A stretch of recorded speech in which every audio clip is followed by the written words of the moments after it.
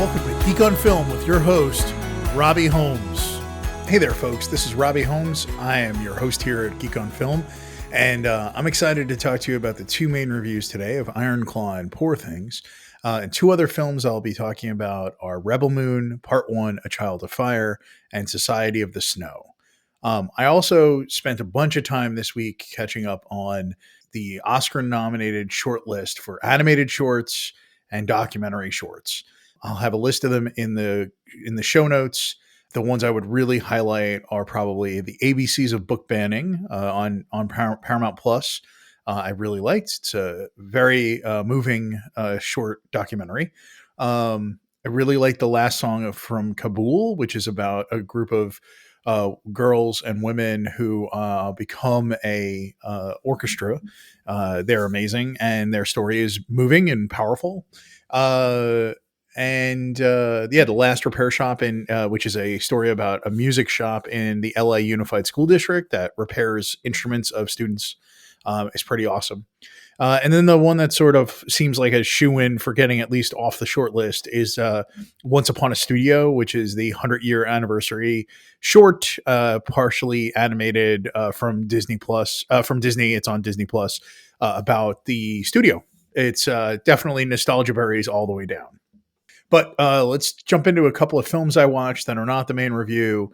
I'll start off with Rebel Moon, Part 1, A Child of Fire. So the synopsis of this movie is: when a peaceful settlement on the edge of a distant moon finds itself threatened by armies of tyrannical ruling force, a mysterious stranger living among its villagers becomes their best hope for survival. Thank you, IMDb. This movie was written by Zack Snyder, Kurt Johnstad, and Shay Hatton. It was directed by Zack Snyder. The movie really revolves around the main character of Cora, played by Sophia Butelli. Probably the other main character that's with her most of the movie is Gunnar, played by Mikhail Huisman. I hate to be just straight down the middle. This movie was not good. It takes a really long time to get the gang together, which is a whole sequence of going from planet to planet to find people to be a part of this world.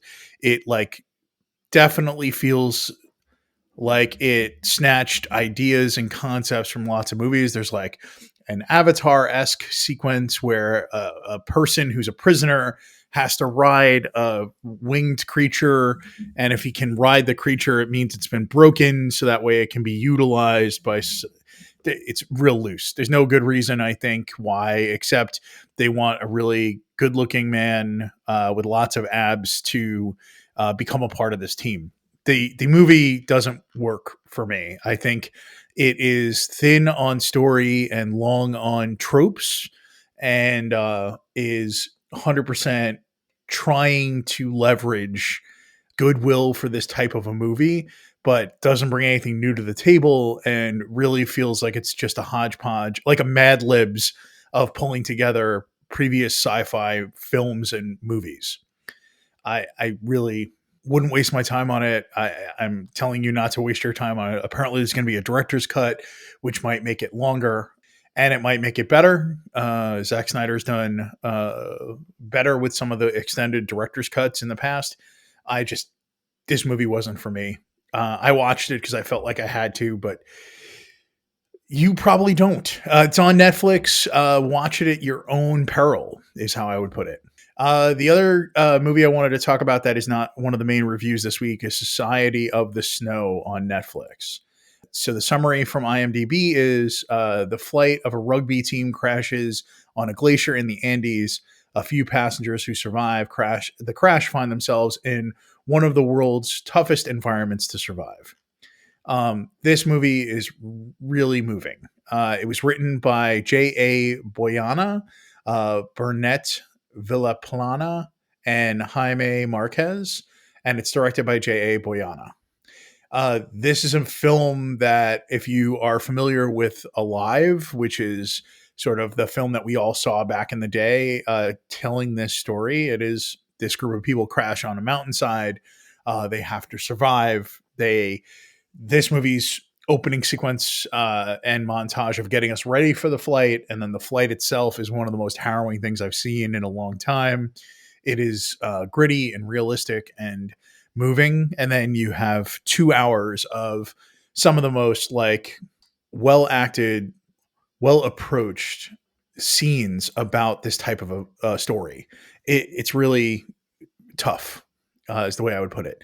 I think the big takeaway here is you should watch this movie. You should be ready for a story that you feel like you're watching a camera that happens to be catching something that's going on. This does not feel like a movie. It doesn't feel like a documentary. It feels like you're on the mountain with them. Is the best thing I can say about it. You should probably watch this. Okay, on to main reviews. This week we have two big reviews for two big movies. The first one is Iron Claw. Iron Claw is the true story of the inseparable Von Erich brothers who made history in the intensely competitive world of professional wrestling in the early 1980s. Thank you, IMDb. This movie was written by and directed by Sean Durkin. The Von Erichs are played by, the Kevin Von Erich is played by Zac Efron. Kerry Von Erich is played by Jeremy Allen White. David Von Erich is played by Harris Dickerson. And Michael Von Erich is played by Stanley Simmons. This is the story of a family that has lived with the Von Erich curse. Fritz Von Erich is played by Holt McNally. He's amazing. Doris, their mother, is played by Maura Tierney. This movie blew me away. I am a longtime wrestling fan, so I knew a lot about the Von Erichs going in, but I didn't know the exact story. I've definitely watched the Vice's docu-series, The Dark Side of the Ring, about the Von Erichs. This movie captures the essence of what was going on with this family. Zac Efron in a different year would probably be nominated for Best Actor. I think A24 has chosen a strange time to release this film. It didn't really make it to all of the festivals, so it didn't have any festival buzz. It was dropped and released in the end of the year, around December, I think, and then it is sort of just gone under the radar. Anybody who's seen it seems to be talking about it, but there doesn't seem to be a huge push. There's a lot of trailer for it, but that's the only place I'm really seeing it. This is a movie that in a different year with different framing would be definitely considered a lot more Oscar worthy or awards worthy. I'm hoping that it might get ensemble nomination because the entire ensemble is amazing, and it's really the story of the brothers and their parents. The wrestling is really covered well. Chavo Guerrero Jr., like in almost every other thing having to do with wrestling right now in modern media, is doing some of the wrestling like training for the actors, but is also playing the Sheik. He's pretty amazing. The movie's unreal. It really is. It's a family story. It's a story of brotherhood.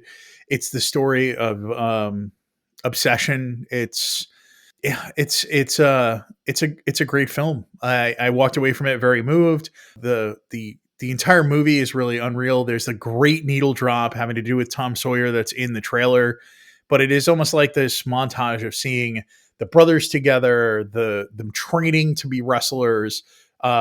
Mike being the musician who drops the needle, so it's his music. It's a beautiful film. I think anybody would be lucky to have this be a film they get to see at this time of the year. I just wish it was in a different position where it could be getting the nominations I think it probably could have garnered.